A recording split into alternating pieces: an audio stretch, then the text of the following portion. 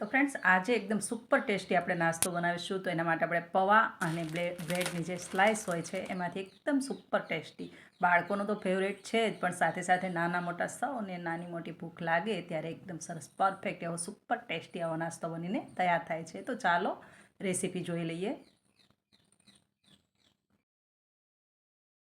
તો આ નાસ્તો બનાવવા માટે પહેલાં તો આપણે થોડું એવું કટિંગ કરી લઈએ. તો લીલા ફ્રેશ ધાણા લીધા છે એને આપણે બારીક બારીક અહીંયા કટ કરી લઈશું. ને ત્યાર પછી એકદમ સરસ પાકેલું ટામેટું, એકદમ કડક અને પાકું ટામેટું, એને પણ આપણે કટ કરી દઈશું.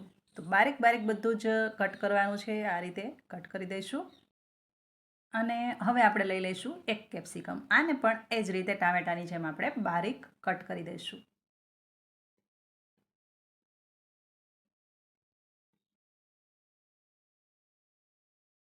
સ્પાઇસી મરચી એ પણ આ રીતે આપણે કટ કરી દઈશું.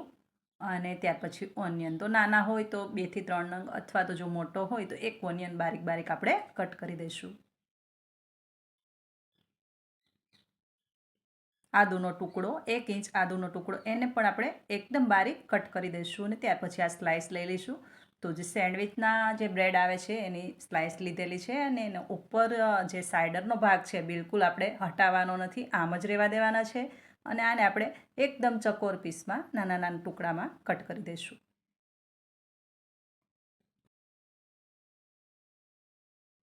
હવે જ્યારે આનું કટિંગ કરો ને ત્યારે 2 ટુકડામાં પણ આ રીતે કટ કરી શકો, અને અથવા તો 3. તો આ રીતના આપણે ચકોર પીસ બધા જ આ સ્લાઇસમાંથી બનાવી દઈશું ને એકદમ ચટપટો એવો આપણો પોહા અને બ્રેડનો નાસ્તો તૈયાર કરી દઈશું.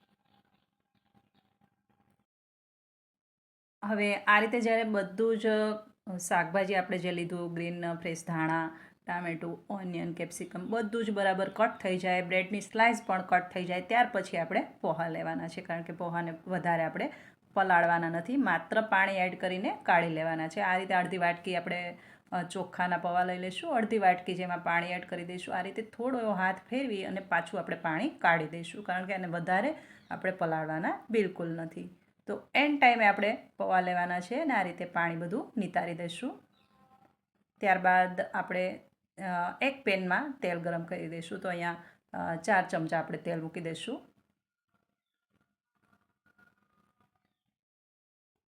હવે આ તેલ એકદમ સરસ ગરમ થાય ને ત્યાર પછી આપણે રાઈ એડ કરી દઈશું. રાઈ આમાં થોડી વધારે પડતી જ એડ થશે, અડધી ચમચી આપણે જીરું એડ કરી દઈશું. થોડી એવી કલર માટે આપણે હળદર પણ એડ કરી દઈશું. આદુના થોડા એકદમ બારીક કટ કરેલા ટુકડા, સ્પાઇસી મરચી, થોડું એવું સતળાય ત્યાર પછી આપણે ઓનિયનને પણ એડ કરી દઈશું.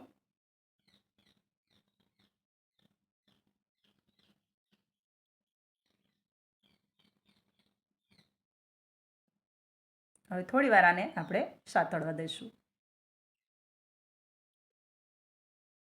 થોડું સતળાય ત્યાર પછી આપણે કેપ્સિકમ અને ટામેટાં પણ આમાં જ એડ કરી દઈશું ને એકદમ સરસ આપણે મિક્સ કરી દઈશું.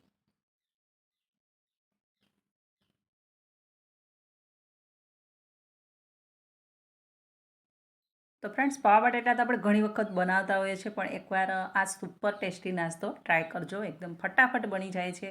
સવારના નાસ્તામાં પણ આરામથી બનાવી શકો છો, અને નાની મોટી ભૂખ લાગે તો પણ ત્યારે પણ આ નાસ્તો લગભગ બાળકોનો ફેવરેટ હોય છે, અને નાના મોટા બધાને ભાવતો હોય છે. તો ફટાફટ બની જાય છે ને એકદમ સરસ ટેસ્ટફુલ હોય છે. તો ટ્રાય જરૂરથી કરજો. હવે આ રીતે બધું બરાબર સતળાય ત્યાર પછી આપણે ટામેટાં પણ એડ કરી દઈશું, અને થોડી એવી હળદર, લાલ મરચું અને ધાણા જીરું બધું બરાબર મિક્સ થાય પછી આપણે ટામેટાં એડ કરી દઈશું.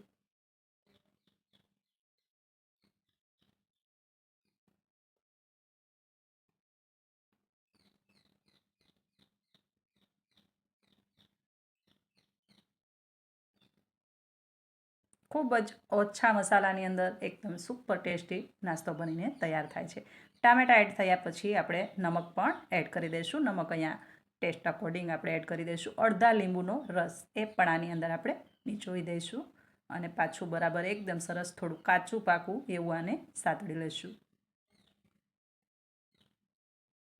થોડું એવું તેલ છૂટું પડે ત્યાર પછી આપણે જે બ્રેડની સ્લાઇસ કરેલી એ બધી જ આની અંદર એડ કરી દઈશું, ને હવે હળવા હાથે આને મિક્સ કરી દઈશું.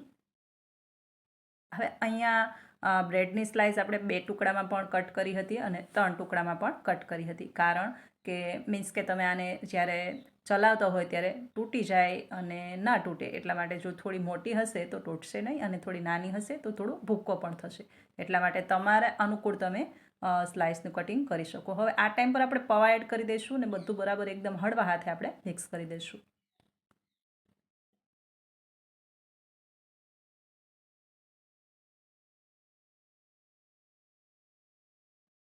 હવે પૌવા અને બ્રેડની જે સ્લાઇસના ટુકડા છે ઇવનલી એકદમ સરસ એવું લાગે કે મસાલાની સાથે ઇવનલી કોટ છે અને બરાબર આપણે મિક્સ થઈ ગયું છે. ત્યાર પછી અડધી ચમચી અહીંયા ગરમ મસાલો એડ કરી દેવો. બધું બરાબર પાછું એક વખત ચલાવી દેવું એકાદ મિનિટ માટે, અને પાછું આપણે ચલાવતા રહીશું. અને ત્યાર પછી લીલા ફ્રેશ કટ કરેલા આપણે ધાણા એડ કરી દઈશું. તૈયાર છે સુપર ટેસ્ટી એવા પૌવા અને બ્રેડનો નાસ્તો. એકદમ ગરમા ગરમ ખાવાની ખૂબ જ મજા આવે છે. હવે ગેસની ફ્લેમ આપણે બંધ કરી દઈશું ને થોડી વાર આને આમ જ બાફ થવા દઈશું, મતલબ ઢાંકી દઈશું ઉપરથી ને ત્યાર પછી આપણે સર્વ કરીશું. તો જોઈ શકો છો એકદમ ગરમા ગરમ સુપર ટેસ્ટી એવો પૌવા અને બ્રેડનો નાસ્તો તૈયાર છે. તમને જો રેસીપી ગમી હોય તો શેર કરી દેજો. ચેનલ પર નવા આવ્યા હોય ને તો ચેનલને સબસ્ક્રાઈબ પણ કરી દેજો. અને હા ફ્રેન્ડ્સ, જ્યારે આ નાસ્તો બનીને તૈયાર થાય છે ત્યાર પછી ગેસની ફ્લેમ બંધ કરી અને એકાદ 2 મિનિટ માટે આને ઢાંકીને આમ જ રહેવા દેજો, જેથી કરીને એકદમ બાફ બનશે અને એકદમ સુપર એવો ટેસ્ટ મળી રહેશે. ત્યાર પછી આને સર્વ કરી શકો છો. તો હવે આપણે આને સર્વ કરી દઈશું. એકદમ તૈયાર છે સુપર ટેસ્ટી એવો નાસ્તો. મોર્નિંગમાં પણ ચાલે અને નાની એવી ભૂખ હોય તો પણ ચાલી જાય અને ફટાફટ બની પણ જાય. તો પાછા મળતા રહીશું એકદમ સરસ નવી રેસીપી સાથે. ત્યાં સુધી આવજો. Thank you for watching.